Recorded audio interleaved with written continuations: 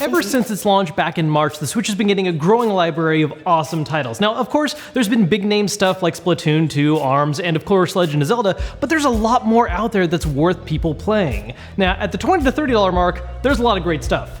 But let's go even cheaper. Let's talk about games that are $12, $8, even as low as $5. Let's talk about the best cheap games on the Switch.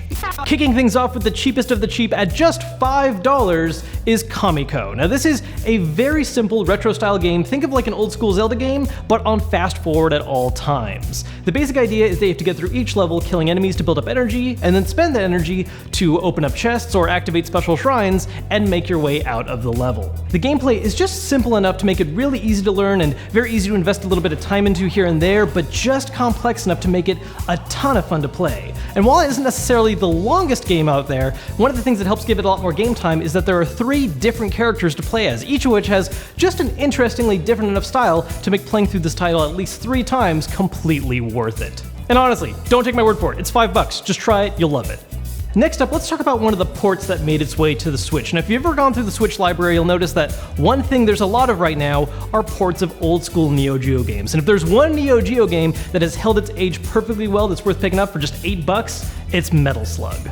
Metal Slug is one of the original old school arcade run and guns, offering 1 or 2 player co-op that is fast, simple, tons of fun with beautiful animations, and unlike some of the later games which are also on the Switch, it doesn't suffer from any of the major slowdown issues in some levels. Now, one thing about this version is the fact that it is just an emulation of the old school arcade game, so it does end up being a little on the easy side thanks to the fact that you have infinite fake virtual money.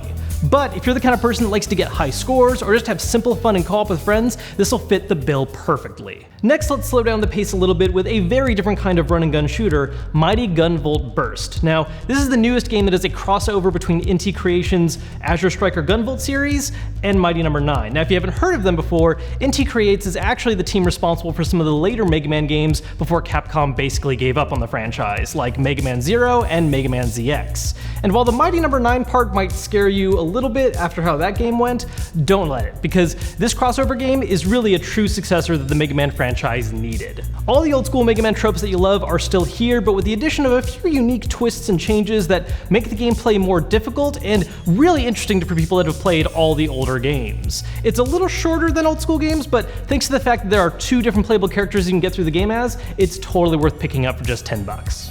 Then we have another game from Inti Creates, but instead of being an original title or a sequel to anything they've worked on before, this is actually a remake of an old school NES game, Master Blaster Zero. As I edited this, I realized that I apparently had Mad Max on the brain. The game is called Blaster Master Zero, not Master Blaster.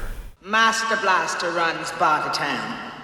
Now, if you never played it before, Master Blaster Zero was this sort of Metroid-like game featuring the use of a vehicle to travel around the world, but also entering small areas in a top-down shooter platform. This game includes all those gameplay details, but has fixed things up a little bit, as well as adding a changed-up plot. One of the most impressive things about this game to me, though, is how much support it's gotten since launch. Titles like these are very easy to forget about once they've hit the eShop, but this game has been getting continual DLC, including more difficult modes, and features multiple playable characters from other franchises, like Shantae or even Shovel Knight. At just $10 for the base game and $2 more for every DLC character you want to try out, this game's definitely worth giving a shot. Next up is a game I never thought I would have actually seen on the Switch, and that's Implosion. The reason being is that Implosion was originally an iOS and Android specific game, and I actually covered it a couple years ago when I was still doing top 5 mobile games lists, and I loved it back then, and I love it now. The port job for bringing this to the Switch was done excellently. All the controls have been redone for the Switch, and they are perfect. The combat is fast-paced and flashy. The only complaint I really have is that the visuals leave a little something to be desired, but that's really no surprise considering this was a game on phones 2 years ago.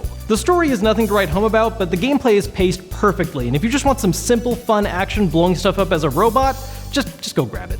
Then we have a game that honestly I would argue is probably the best for its dollar on this list, but at the same time I actually want to warn you not to buy it, and that's Shovel Knight Spectre of Torment. Now this is worth every penny, but the reason why I warn against getting it is because for $15 more, you can get Shovel Knight Treasure Trove, which allows you to play as Shovel Knight, Plague Knight, Spectre Knight, and the upcoming DLC for King Knight. Basically, a lot more gameplay for way less money total.